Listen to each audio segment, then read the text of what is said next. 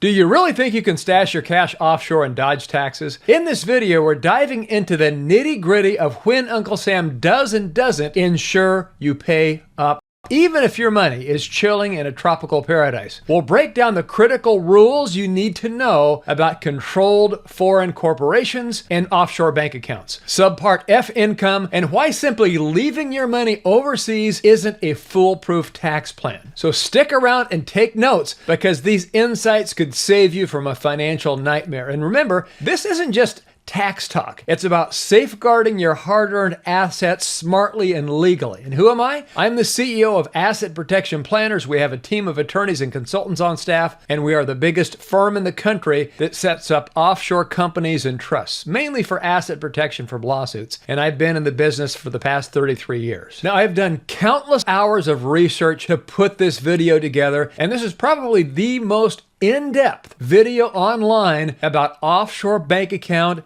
and offshore company taxation laws. So first of all, do you have to pay taxes on money held offshore? If the bank account that holds the money is in an account in your own name, yes, you do have to pay taxes on the money held offshore. What if the money is held inside of an offshore company? We get calls all the time from people who think they don't have to pay taxes on the money in that company until they bring it back. I'll pay the taxes when I bring it back, meaning when they distribute it out of the company. Now, they tell us when a U.S. citizen or resident owns 100% of a foreign company, the tax treatment of the income from that foreign company before the money is brought back or repatriated can be complex, involving several key considerations under U.S. tax law. We have prospective clients call all the time and say, that doesn't make sense. I shouldn't have to pay taxes on money that I make in an offshore company until I bring it back. Well, the laws weren't written to make sense. They were written to collect tax revenue. Keep in mind,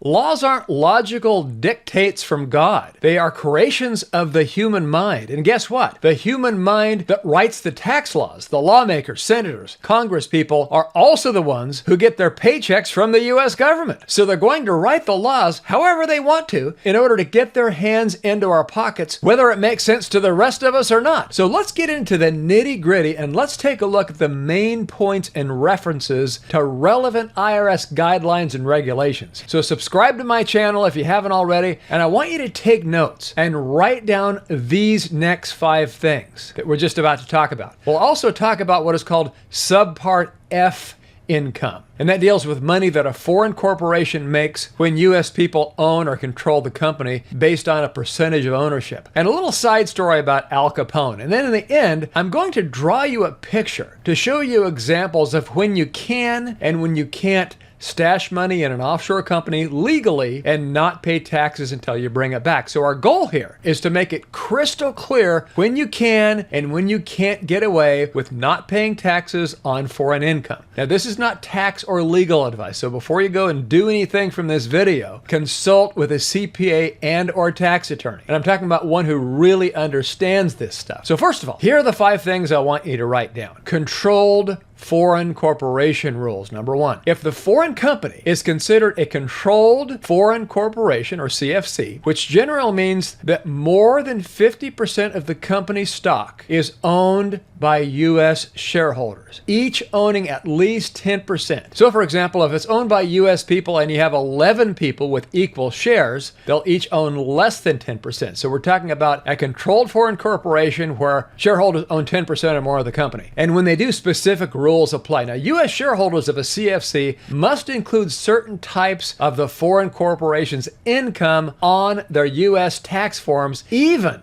if that income is not distributed. And this is known as Subpart F income. Now keep watching and we'll go into detail about IRS Subpart F income later in this video. Next, Global Intangible Low Taxed Income, or GILTI. Sounds like guilty, doesn't it? Introduced by the Tax Cuts and Jobs Act of 2017, GILTI requires U.S. shareholders of CFCs to include in their gross income their share of the CFC's income that exceeds a 10% return on the CFC's tangible assets. This inclusion applies regardless of whether the income is distributed or it's not. Next, foreign investment company rules, PFIC rules. If the foreign company is not a CFC, but meets the definition of a PFIC, generally if 75% or more of the corporation's income is passive, or 50% or more of its assets produce passive income, the U.S. shareholder is subject to different tax rules under the PFIC rules. The U.S. shareholder may have to pay taxes on the income of the foreign corporation, and there can be interest charges on the tax deferred until the income is distributed. Next thing to write down, foreign tax credit, or FTC. To avoid double taxation, the U.S. provides a foreign tax credit for taxes paid to foreign governments. Now, this credit can offset U.S. tax on foreign source income. In other words, if you pay taxes offshore, the IRS will allow you to deduct what you paid in taxes offshore from your U.S. tax bill. Okay, reporting requirements. U.S. taxpayers with interests in foreign corporations must file specific forms to report their ownership and the corporation's activities, such as Forms 5471, Information Return of U.S. Persons with respect to certain foreign corporations, and Form 8992, U.S. shareholder calculation of global intangible low tax income. Okay, so what is Subpart F income? Here's a Subpart F overview. One type of entity through which foreign operations may be conducted is a foreign corporation. A major tax advantage of using a foreign corporation to conduct foreign operations is income tax referral. Generally, U.S. taxation on income of a foreign corporation is deferred until income is distributed as a dividend or otherwise repatriated by the foreign corporation. And that means payment to its U.S. shareholders. Now, we're not talking about controlled foreign corporation here. Notice the differences in the term. Foreign corporation and controlled foreign corporation is not the same. And prior to the enactment of Subpart F, many U.S. taxpayers achieved deferral of U.S. tax on certain types of movable income, such as dividends, interest, rents, and royalties. By earning such income through a foreign corporation, in addition, by placing these corporations in low or no tax jurisdictions, U.S. taxpayers in the past were able to ensure the income was taxed at very low rates until it was repatriated to the U.S., significantly reducing their overall tax liability. So as a result, Congress determined that this type of deferral was inappropriate and redacted by enacting Subpart F. The Subpart F provisions eliminate deferral on some categories of foreign income by taxing certain U.S. persons currently on their pro rata share of such income earned by their controlled foreign corporation, or CFCs. This approach is based on the principles underlying the United States taxing jurisdiction. In general, the United States does not tax a foreign corporation if the foreign corporation neither receives U.S. source income nor engages in U.S.-based activities. However, the U.S. does generally tax all income, wherever derived, of U.S. persons, and the Subpart F rules operate by treating a U.S. shareholder of a CFC as if it was actually received in its proportionate share of certain categories of the corporation's current earnings and profits. The U.S. shareholder is required to report this income currently in the United States whether or not the CFC actually makes a distribution. This is according to IRC Section 951A, Subpart F. So Subpart F therefore does not purport to tax the CFC. Rather, its rules apply only to the U.S. person who owns directly or indirectly 10% or more of the voting stock of that foreign corporation that is controlled by U.S. shareholders. The provisions of Subpart F are exceedingly intricate and contain numerous general rules, special rules, definitions, exceptions, exclusions, and limitations, which really require very careful consideration. And these references we're going to talk about provide detailed guidelines on how taxes are paid on the income of a foreign company owned by a U.S. citizen or resident before repatriation. The actual tax liability can be influenced by the specific circumstances of the foreign company and the taxpayer. So it's advisable to consult with a tax professional to navigate these complex rules. Under Subpart Subpart F, certain types of income earned by a CFC are taxable to the CFC's U.S. shareholder in the year they were earned, even if the CFC does not distribute the income to its shareholders in that year. Subpart F operates by treating the shareholders as if they actually receive the income from the CFC. The income of a CFC that is currently taxable to its U.S. shareholders under the Subpart F rules is referred to as Subpart F income under IRC Section 951A. The U.S. shareholder is required to include in income currently its pro rata share of the CFC's Subpart F income, called the Subpart F inclusion. The Subpart F inclusion will generally bring an indirect foreign tax credit with it under IRC Section 960. Note that this Subpart F inclusion is not a dividend and consequently does not qualify for the lower rate of tax under IRC Section 1H11. See Rodriguez versus Commissioner, 5th Court of Appeals, July 5th, 2013, as well as Notice 2004-70. There are many categories of Subpart F income. In general, it consists of movable income. For example, a major category of Subpart F income is foreign-based company income. That's FBCI as defined under IRC Section 954A, which includes foreign personal holding company income, or FPHI, which consists of investment income such as dividends, interest, rents, and royalties, or other forms of FBCI, including some income received by a CFC from the purchase or sale of personal property involving a related person, i.e. foreign-based company sales income, or FBCSI. A lot of abbreviations, aren't there? And from the performance of the services by or on behalf of a related person, i.e. the foreign-based company service income, or FBC, services income. Note that the rules for investments of earnings in the U.S. property, FBC oil-related income and FBC insurance income, are not discussed here. Think about that. Oil and insurance. I wonder if any special interest groups lobbied for that tax deduction. Now, the Subpart F rules were first enacted as part of the Revenue Act of 1962. So if you get into a time machine, go back before 1962, hey, you can make all kinds of money offshore and not pay taxes on it. But we live in the real world right here today, so you have to pay taxes on your worldwide income with very rare exceptions, which we'll talk about in a little bit. And since then, they have been amended numerous times. In particular, the Tax Reform Act of 1986 significantly expanded the coverage of Subpart F. Congress's continuing effort to define the parameters of Subpart F is evidence that Subpart F's policy, denial of tax deferral for movable income earned through a CFC formed in a low or no tax country, remains as viable today as when the rules were first enacted in 1962. Now, there are three basic requirements under IRC Section 951A for the applicability of the Subpart F rules to a U.S. person that owns an interest in a foreign corporation. Number one, the U.S. person must be a U.S. shareholder. Number two, the foreign corporation must be a controlled foreign corporation, or CFC. And number three, the CFC must have Subpart F income. The three key categories of Subpart F income are: number one, foreign base company sales income, or FBCSI. Number two, foreign base company, or FBC services income. And number three, foreign personal holding company income, or FPHCI. Now note that Subpart F income also includes insurance income, Section 952A, FBC oil-related income, Section 954A5, international boycott income, 952A, and certain illegal bribes and kickbacks, 952A4, income from certain blacklisted countries that we're not supposed to do business with, Section 952A5, and investment of earnings in U.S. property, Section 951A1B and 956. Now let's read between the lines here. Why in the heck would they put this into the law? That is,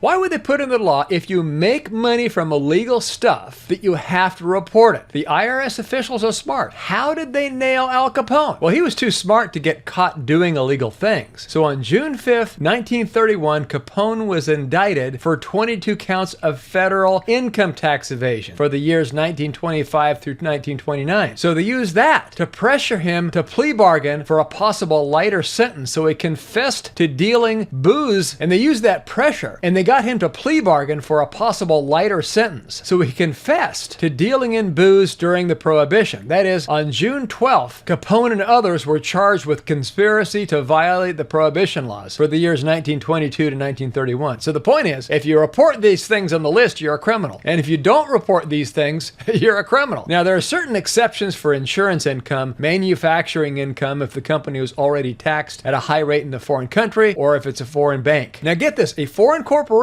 is a CFC for a particular year if on any day during the year, U.S. shareholders own 1. More than 50% of the total combined voting power of all classes of corporation stock entitled to vote, the voting test, or number 2, more than 50% of the total value of all classes of the corporation stock, value test. IRC section 957A, U.S. shareholder is a U.S. person who owns 10% or more of the total combined voting power of all classes of stock entitled to vote. Foreign corporation, IRC 957C defines the term as U.S. person for purposes of Subpart F by referencing the definition in IRC section 7701A30, which defines a U.S. person as any one of the following: a U.S. citizen/resident, domestic partnership, domestic corporation, or any estate/trust that is not a foreign estate/trust as defined in IRC section 7701A31. Finally, here's a diagram of some examples of when you can and can't get away with not paying taxes on profits made in a foreign corporation. Okay, so here's the scenario. A U.S. company owns 20% of a foreign corporation in country A, 100% of a controlled foreign corporation in country B. It also owns 100% of a controlled foreign corporation in country C and 100% of a controlled foreign corporation in country D. Okay, now foreign corporation 1 sells gadgets, let's say computer parts or furniture, to unrelated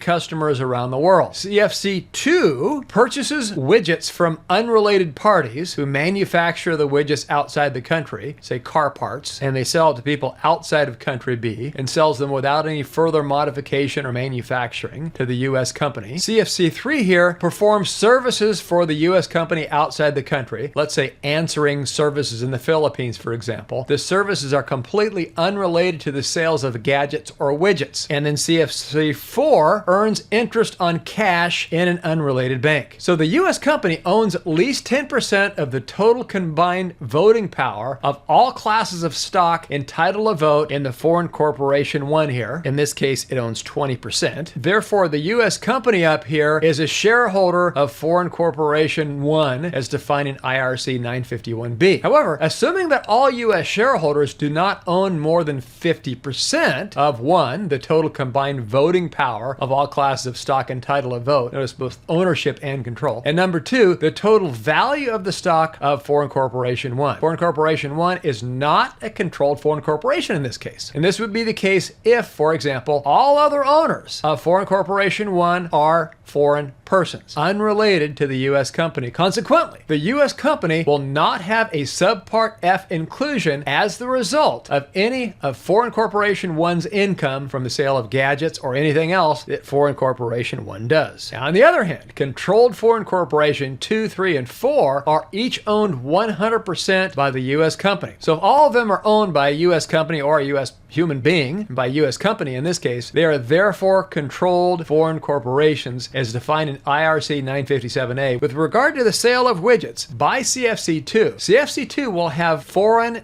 base company sales income, or FBCSI, and the U.S. company will have a Subpart F inclusion, assuming the widgets are sold for use or consumption outside of country B, because they are sold to a related person and manufactured outside of country B. With respect to the income from services performed by CFC3 for the U.S. company, CFC3 will also have foreign base company, or FBC, services income, and the U.S. company will have a Subpart F inclusion because the services are performed for a related person and outside of country C. Okay, now, with respect to the interest income, or if it was dividends or profits on stock earned by CFC4 from the unrelated bank, CFC4 will have foreign personal holding company income, or FPHCI, and the U.S. company will have a Subpart F inclusion. So right here, with this arrangement, one can get away with not paying taxes on foreign income and letting the income pile up in the company, because this particular arrangement, which is not a controlled foreign corporation, in other words, 50% or more of the ownership is not U.S. based, it can get away with piling up money without paying taxes until the money is brought back to the U.S.